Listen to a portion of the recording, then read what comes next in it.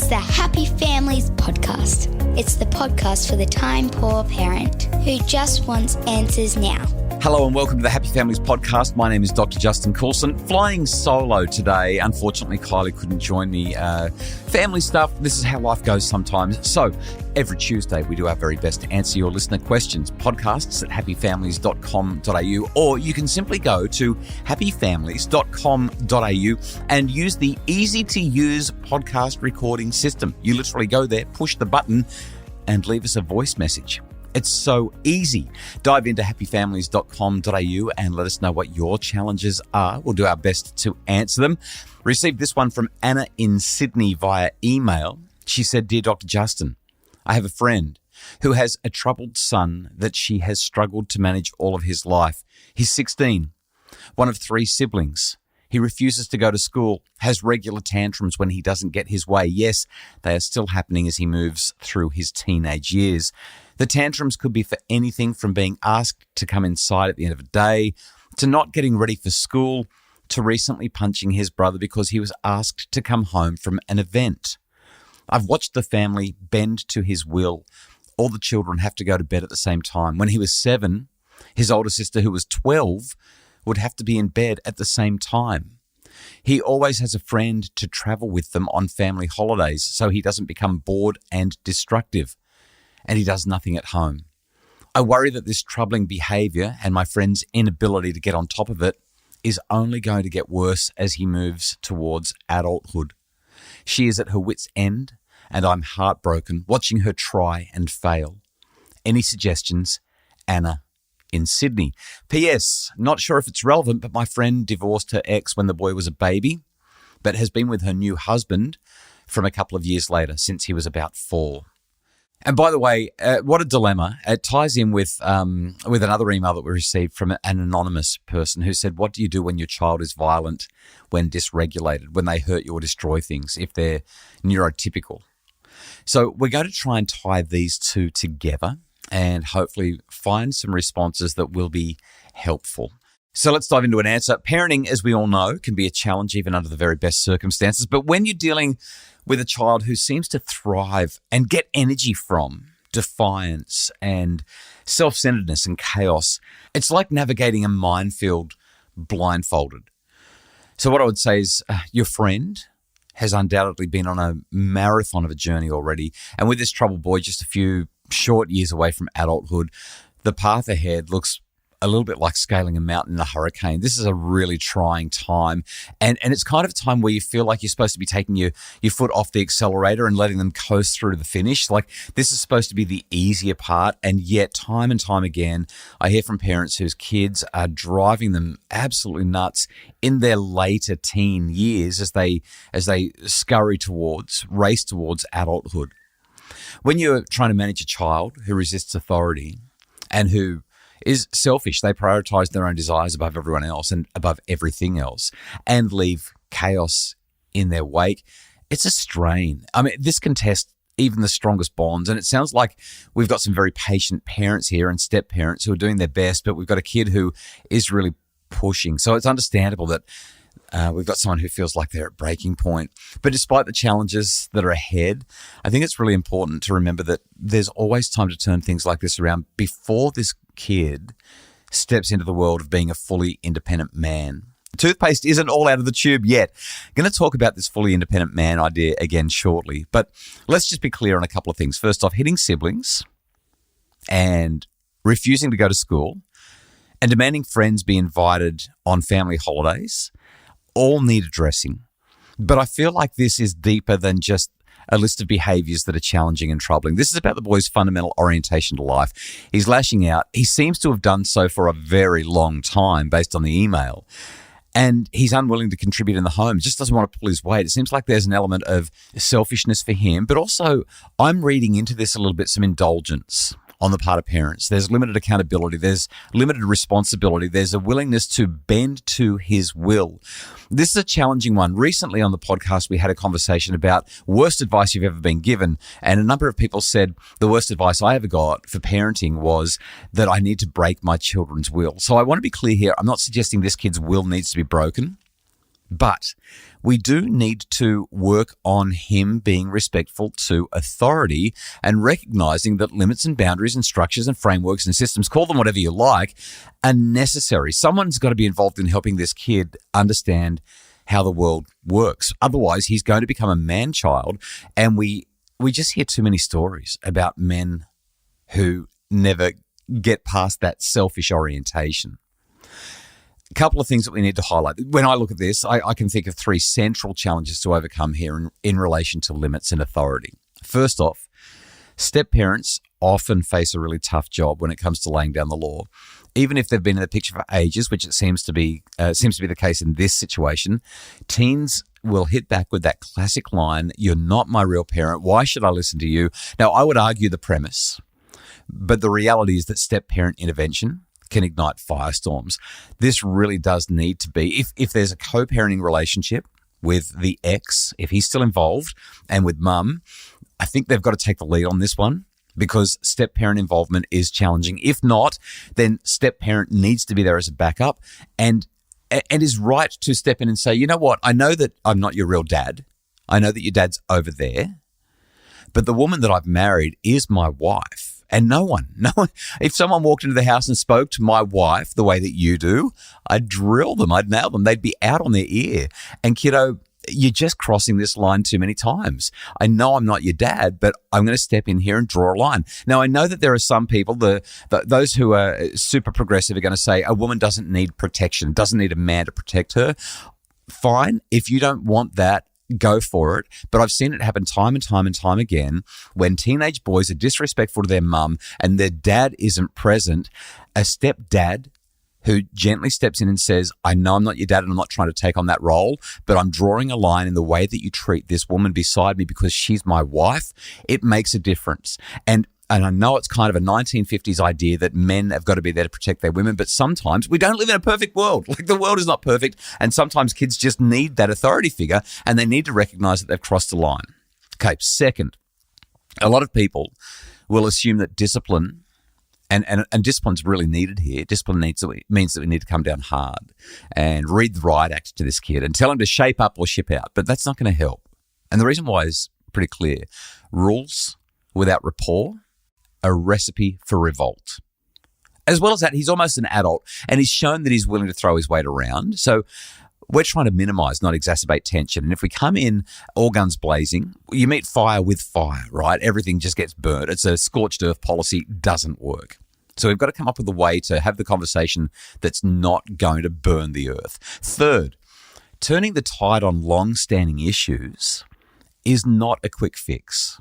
It's like when you're trying to shed weight that you've gained over a couple of years. You don't drop it all after one gym session or even a week or a month or more at the gym. It takes a sustained, hardcore effort to build that positive change.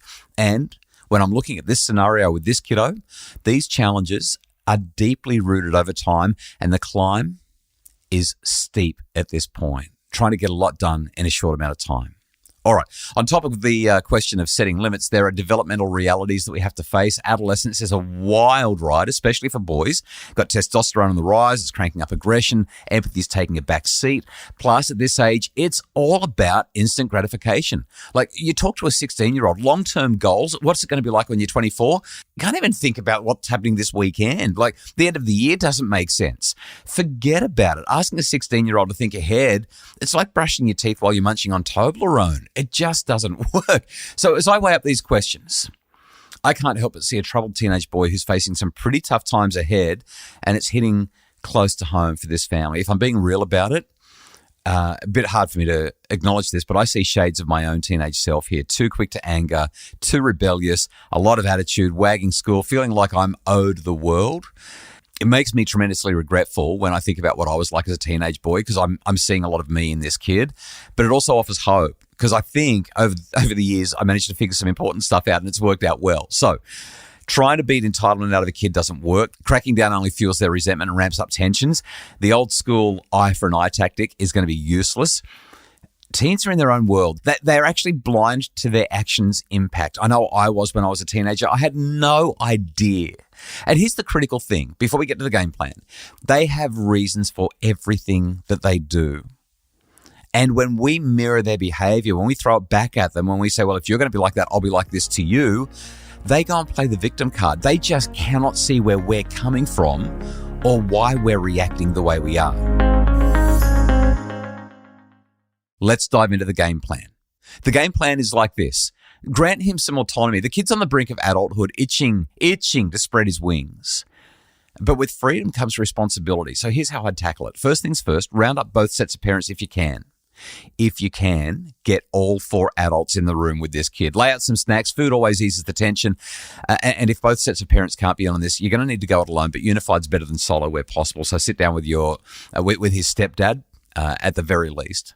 And the dialogue goes like this. Now, I'm going to walk through an explore, explain, empower method, but it's a little bit different to normal because of the severity of the situation. Start with some explanation. Explain.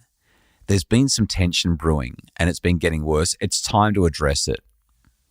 So that's a very short explanation, 10 seconds or less, and we keep it tight. There's been some tension brewing. It's been getting worse. We're here to address it today. But we're doing this with a smile on our face and with food on the table. Now we explore. So instead of laying down the law, let's hear him out. We're here to back him up, believe in him, and understand what he wants. So we want to dive deep and just keep on asking questions. What is it that you want? What does adulthood look like for you? What does your next couple of years as we move through to the end of school and get you launched into the world, what do you want out of that? Do you want to become a dad? Do you want to be going to university? Do you want to be getting an apprenticeship? Where are you headed? What's important to you? If he sits there and shrugs and says, I don't know, you say, well, buddy, that's not an answer because we're here to have a conversation about how we can support you. But to support you, we need to know where you're going, which means that you need to know where you're going.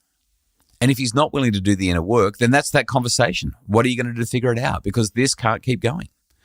But what we're really trying to do is just listen. No objections, no eye rolls, no complaints. Just soak it in and then explore more. Make sure you're on the same page. Ask more questions and then keep exploring. So don't rush this. Just keep digging with what I think is the golden question. Eventually, he's going to say something. He's going to make a complaint, and you can respond to that. Or better yet, you can say, all right, I hear you. Is there anything else? The golden question in any exploration is there anything else? Because what you'll often find with kids is they'll doubt your sincerity, and then they'll throw something up as, I guess, a red herring just to get the conversation out of the way. And when you can respond to that with concern and say, all right, I've got it.